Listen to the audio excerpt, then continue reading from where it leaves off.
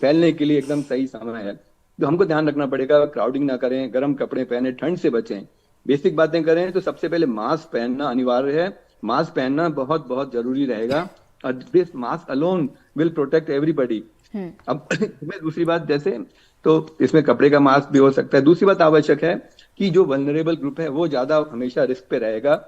इसलिए इसमें यानी जिसकी एज 60 के ऊपर ज्यादा है, परंतु 70 80 90 वाले फिर और ज्यादा रिस्क में रहेंगे। हमारे घरों में अब 85 से 95 के एज के पेरेंट्स हैं बहुत बड़ी आबादी में, तो वो लोग बहुत बहुत ज्यादा वल्नरेबल हैं।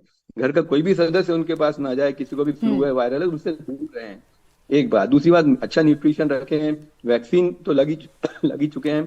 डायबिटीज कंट्रोल में रखें। जो ऑर्गेन ट्रांसप्लांट के व्यक्ति हैं, उन्हें बहुत ज्यादा रिस्क है, उनको अपना ध्यान रखना पड़ेगा। तो बिल्कुल। इस तरह से कुछ स्पेशल जी, तो इनका विशेष ध्यान रखना जरूरी है। पर बेसिक बातें रखना, दूरी बना के रखें, 6 फीट की दूरी रखें, मास्क लगातार पहने। और कॉफ एटिकेट हमेशा इंपॉर्टेंट था कि जो खांसी करना है ऐसे कर सकते हैं, या हम्म। अपने शर्ट के ऐसे कर सकते हैं, खोल के एकदम सामने नहीं खांसना है। ये सबको समझना होगा। हमको दूसरे की सेफ्टी के लिए ध्यान रखना पड़ेगा। हम्म। तो इन्हीं बातों का ध्यान रखें। किसी को भी थोड़ा ठंड ठंड लग रही, बुखार आ रहा है, तो अपना चेकअप कराएं। किसी भी बुखार को लाइटली ना लें।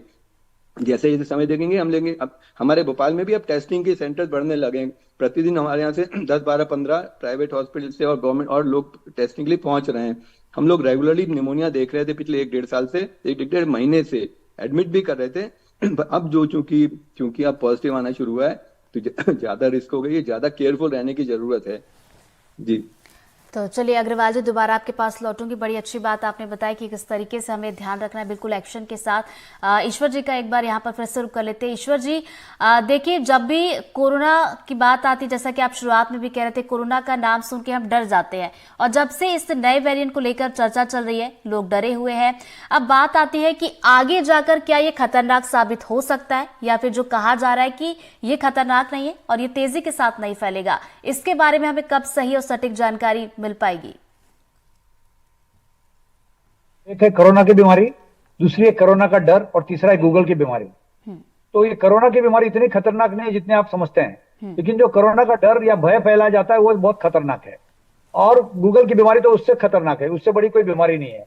तो जैसे ही कुछ चालू होता है, लोग अपना गूगल करना चालू करते हैं और समझते हैं कि ऐसा हो जाएगा वैसा हो जाएगा। ये सोचिए कि आज जो हालात है, JN.1 के एक भी डेथ नहीं हुई है। जितने डेथ हुए हैं वो दूसरे वायरस से हुई है। दूसरी बात यह है कि ये डेथ कहीं भी ज्यादा नहीं हो रही है।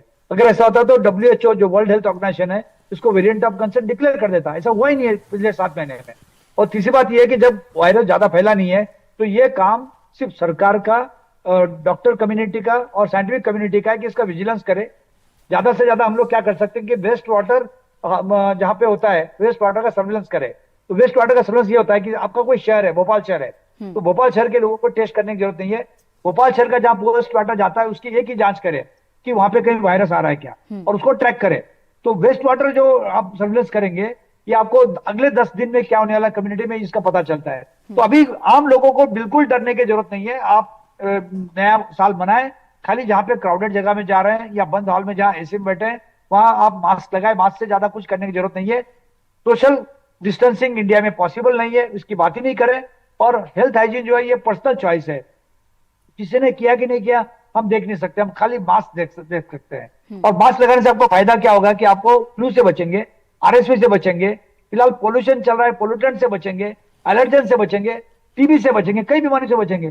तो आपको जब कोई बीमारी आपको नाक और मुंह से अंदर जानी है, उतना ही भाग बंद करना है। तो इसलिए चर्चा भी करने की जरूरत नहीं है, लोगों ने काफी समझ चुके हैं। लेकिन क्या होता है, बीमारी आती है तो तब हमें याद आता है कि एक कबीर का दुआ है, दुख में सुमिरन सब करे, सुख में करे न कोई, जो सुख में करे सुमिरन करे तो दुख काय को है। अगर आप अपनी इम्यूनिटी हमेशा अच्छी रखते हो तो आप बच जाते हैं। कई लोग अभी भी स्मोकिंग करते हैं, सिगरेट पीते हैं। अब कोविड से डरे तो सिगरेट बंद करो ना, ईश्वर तो जी, नहीं आपने करते। इम्यूनिटी का यहाँ पर जिक्र किया तो एक सवाल मेरे मन में आया, क्योंकि देखिए कोविड का दौर जब चल रहा था तो ये कहा जा रहा था कि इम्यूनिटी अगर आपकी स्ट्रांग है तो जो कोविड का वेरिएंट है या कोरोना जो है वो आपको उतना ज्यादा इफेक्ट नहीं करेगा। अगर इस वेरिएंट की मैं बात करूं तो ये इम्यूनिटी को देखा जाए तो अगर आपकी स्ट्रांग इम्यूनिटी है तो तब भी क्या इफेक्ट करेगा? जो है खाली अपर रिस्पिरेटरी ट्रैक्ट पे अफेक्ट कर रहा है। तो आपको लोअर रिस्पिरेटरी ट्रैक्ट या लंग का निचला भाग तो इन्वॉल्व ही नहीं हो रहा है। तो अपर रिस्पिरेटरी ट्रैक्ट तो अपना जो कॉमन URI होता है, जिसको बोलते हैं अपर रिस्पिरेटरी ट्रैक्ट इन्फेक्शन, वही हो रहा है। तो फ्लू है, कोई भी वायरल फीवर है, सर्दी खांसी है 3-4 दिन में ठीक हो जाता है। हमारे पास तो कहावत है, कोई आपको आम तरीके से सर्दी खांसी होती है, 3-4 दिन अगर आप सहन कर लो कुछ नहीं होगा, डॉक्टर के पास जाओगे तो 1 हफ्ता लगेगा। तो आप मत करो कुछ, इतना कुछ भी करने की जरूरत नहीं है। अभी भी 92% लोग जो सर्दी खांसी के डॉक्टर के पास भी नहीं जा रहे हैं, उनके पास भी जाने की जरूरत नहीं है। और सिर्फ 7-8% जा रहे हैं, उसमें से हार्डली कोई हॉस्पिटलाइजेशन है। तो हमें इतनी डरने की, खौफ करने की जरूरत नहीं है। सरकार की तरफ से सरकार की तैयारी होना जरूरी है, जिसको कहते हैं पैंडेमिक प्रिपेयर्डनेस। और आपने जो इम्यूनिटी की बात कही, इम्यूनिटी की जो अच्छी रखना है वो आपको हमेशा अच्छी रखना है, सिर्फ कोविड को देख के अच्छी नहीं रखना है, क्योंकि कोई भी बीमारी आती है जिसका तो इम्यूनिटी बिल्कुल कम है उसको इम्यूनिटी जल्दी आती यहाँ है। पर अच्छी रखने की जरूरत है और ऐसे में हम जरूर इससे बच भी पाएंगे और लड़ भी पाएंगे। ईश्वर जी माफ कीजिएगा, नरेश जी दोबारा आपके पास लौटूंगे। अमृतांशी का रुख कर लेते हैं। अमृतांशी, जिस तरीके से आप तस्वीरें दिखा रही थी कि मध्य प्रदेश में अब लोग अलर्ट भी है और यहाँ पर जो गाइडलाइन जारी की गई उसका पालन भी करें। अस्पतालों की अगर बात की जाए तो किस तरह के मरीज अभी अस्पताल में देखे जा रहे हैं? सामान्य सर्दी खांसी वाले या फिर लक्षण आने पर लोग इस चीज के लिए जागरूक भी है कि वो टेस्ट भी करवा रहे हैं?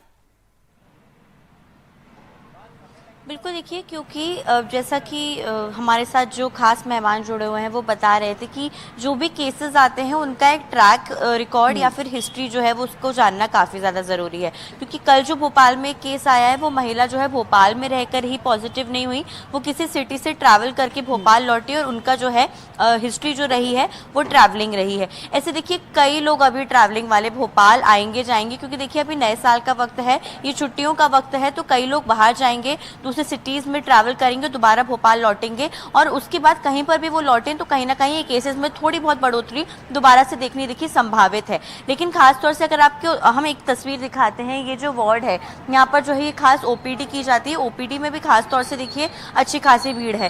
कहीं ना कहीं जो सर्दी जुकाम खांसी के मरीज जो हैं वो ज़्यादा हैं और बच्चों में खास तौर से ये बीमारी काफ़ी ज़्यादा देखने को अभी इसलिए मिल रही है क्योंकि देखिए मौसम में जो है वो बदलाव लगातार देखने को मिल रहा है। क्योंकि देखिए ठंडा गर्म जो है मौसम हो रहा है, दोपहर में देखिए कड़क धूप होती है, लेकिन उसके बाद रात में जो है वो 10 डिग्री के नीचे टेम्परेचर चला जाता है।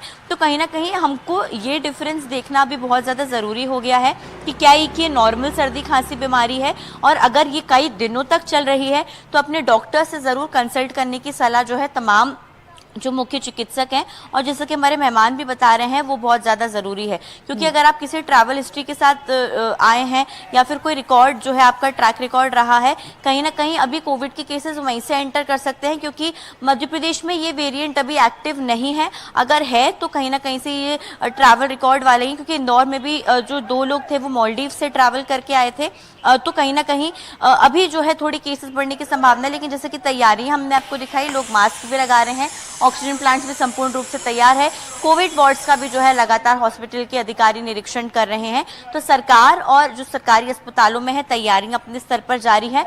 लोगों को भी जागरूकता के साथ देखना होगा कि कहीं उनकी सर्दी खांसी बुखार जो है वो कोविड के लक्षण तो नहीं है। जी तो बिल्कुल इसका ध्यान रखना पड़ेगा। एक बार फिर से ईश्वर जी का रुख कर लेते हैं। ईश्वर जी, कोविड की सेकेंड वेव आपको याद होगी, सेकेंड वेव में हमने देखा था कि बहुत ही ज़्यादा इसका असर देखने को मिला था, कई लोगों की जान चली गई थी। अगर इस वेरिएंट की बात की जाए, अगर इस वेरिएंट का केस सामने आता है, अगर किसी मरीज को ये वेरिएंट पाया जाता है, पॉजिटिव पाया जाता है, तो ये कितना खतरनाक साबित हो सकता है? क्या ये जानलेवा हो सकता है? वेरिएंट आया है, इसका नाम है अल्फा, बीटा, गामा, डेल्टा और ओमिक्रॉन। और डेल्टा के जितना खतरनाक कोई भी वेरिएंट आया नहीं। और ओमिक्रॉन को मैं कहता हूं variant of support for India, VOS।